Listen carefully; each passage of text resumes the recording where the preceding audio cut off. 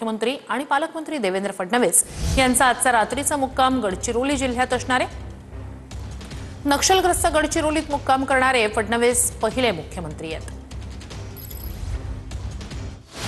मुख्यमंत्री फडणवीस गडचिरोलीत भरगच्च कार्यक्रमानंतर रात्रीचा मुक्काम गडचिरोलीतच।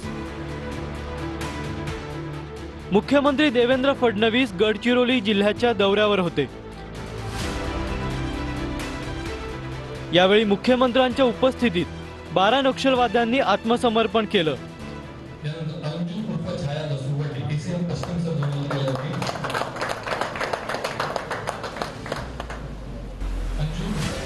आत्मसमर्पण करणाऱ्या नक्षलींमध्ये महिला नक्षलवाद्यांचाही समावेश आहे।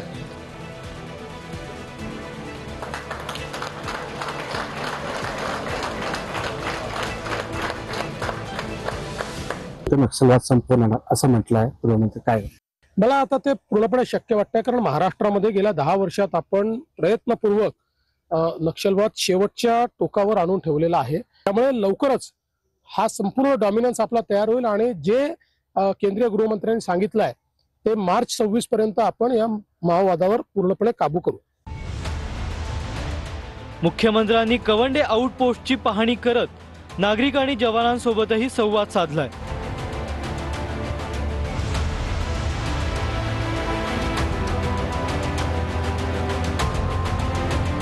जनजागरण मेळाव्यात मुख्यमंत्र्यांच्या हस्ते विविध स्थानिकांना वस्तूंचं वाटपही झालंय।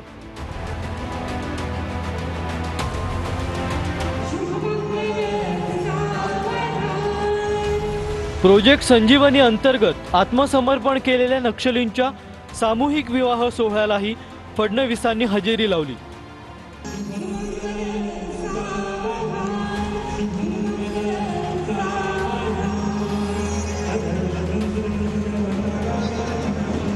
मी या 13ही जी काही जोडपी आहेत यांना खूप शुभेच्छा देतो। ईश्वराने त्यांना आशीर्वाद द्यावेत आणि त्यांचं वैवाहिक जीवन एक सुख समाधानाचं, आरोग्य ऐश्वर्याचं जावो अशी मी प्रार्थना करतो। मुख्यमंत्र्यांचा रात्रीचा मुक्कामही गडचिरोलीच्या पोलीस मुख्यालयातच आहे।